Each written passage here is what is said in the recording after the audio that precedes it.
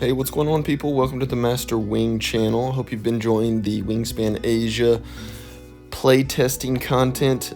Today we're getting into a list of weird birds we've encountered in Wingspan Asia.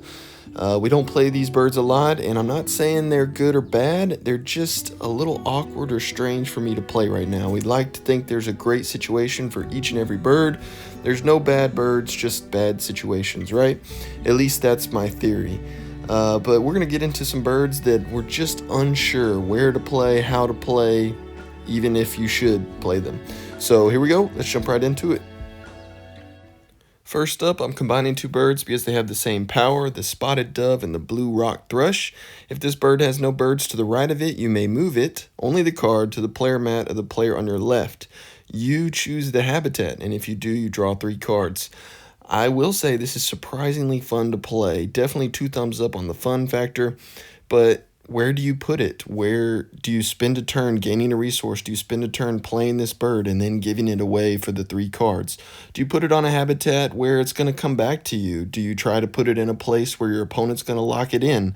I'm just not 100% sure if this is a consistent, viable play in the meta. Next is the Eurasian Hoopoe. Steal 1 worm from each of your neighbors. Each neighbor from whom a worm was stolen can gain 1 from the supply. When we're playing primarily 1v1 games, this just seems a little underwhelming. I'm getting 7 points, which is great, but I'm only getting 1 worm. So I'm feeling like this has to be some type of combo play where I have a bird that needs 1 worm. I think it's better in a 3, 4, 5 player game where I steal 3 or 4 worms. But again, you're readjusting your opponent's food supply. So is it that great in 1v1? I'm hesitant on that one. All right, next is the black stork, a teal power. Lay 1 egg on each of the birds immediately to the left and right of this bird, and you do that at the end of the round. So it's really dependent if you can get 2 birds on the left and the right of it. And I thought, originally, is that difficult to do by the time you get 3 birds in a habitat? Is it already round 2 or 3?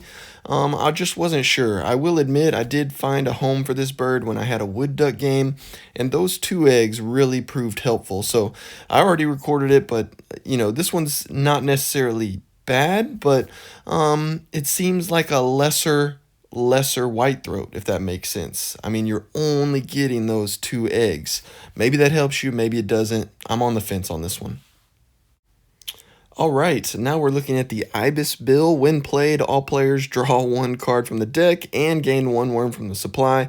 You draw 1 additional card from the deck. I mean, of course, it's 8 points. This one's weird for me because of the sharing factor. Giving all players a card and a worm is a significant amount to give away. I mean, you could be giving away an ace card when they draw 1 from the deck. That extra worm could help them to play it, and so it feels a little bit like a zero-sum game. Like all I'm getting, I say all, I'm getting the 8 points, sure, but I'm only getting 1 additional card. That's why it falls in the weird category for me. Next, we're moving on to the common tailor bird, a yellow game and power. Find a contiguous group of birds in your preserve that all have the same nest type. Lay 1 egg on each of them. Star nests count as any nest type. I think this bird could be good, but it could be bad as well. So again, falls in that awkward category because I'm not intentionally playing all my birds just based on nest type.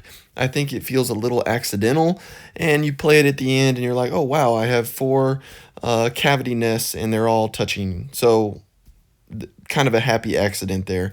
Maybe, I guess hypothetically, you could play 12 birds all with the same nest type and lay 12 eggs at the end of the game, but who does that? So that's where I'm having trouble finding a category for this one. It feels very niche. Moving on to another couple birds that make me second guess myself. Spoon-billed sandpiper and the crested ibis, they have the same power. When played, draw 2 new bonus cards and keep 1. But the kicker is other players may discard any 2 resources, food, eggs, or cards to do the same thing. Again, it just makes me hesitate because I'm liking when my opponent plays these birds because I get a free bonus card essentially if I pay the 2 resources. and there's no guarantee that my bonus card is going to be better than theirs. I could whiff and they draw, an 8-point fishery manager for all I know, and was it really worth it giving my opponent another bonus card just for discarding 2 resources? And especially with the Oceania expansion, most people have some resources to discard. So, tough one on this one. Situational. That's all I can say. Weird. All right, this one kind of speaks for itself. It is the yellow bittern. Draw the card in the middle slot of the bird tray. Man, almost 7,000 people have watched my YouTube short regarding this bird. There's a little bit of a gray area as to how the tray is reset. I jokingly reset the tray at the end of the round, and I see there's a Chihuahuan raven, and I push it towards the middle because I have the yellow bittern.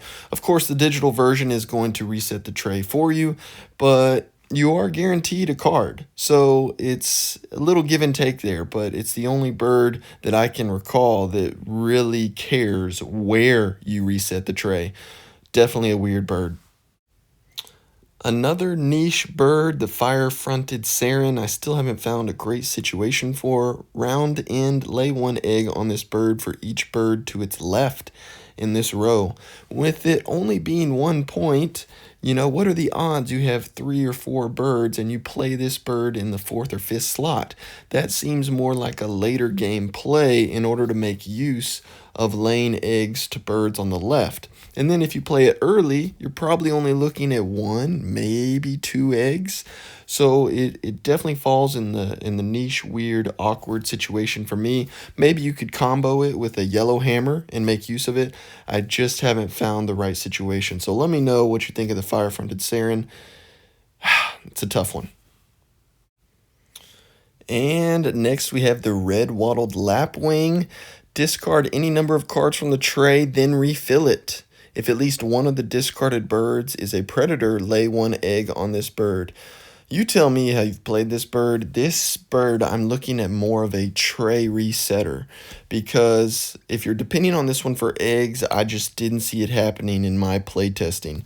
And then some of those predators I didn't want to discard because I wanted them to play. But you're really reliant on discarding predators in order to gain an egg. So you're discarding any number of cards, and then you could give your opponent basically just a Rule 16 free shot at a fresh tray.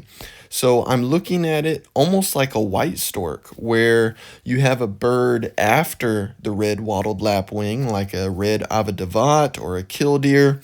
You reset the tray using the lapwing, and then you pick up whatever bird you want. And if it happens to be a predator, hey, great, I got an egg. So tough one to make work, in my opinion, very inconsistent. Let me know. And that wraps up all my quote-unquote weird birds from my Asia beta playtesting. Let me know in the comments if there's any other birds that you had a problem deciding whether it was good, bad, or ugly. All right? Hope you enjoyed the video. See you next time. Peace.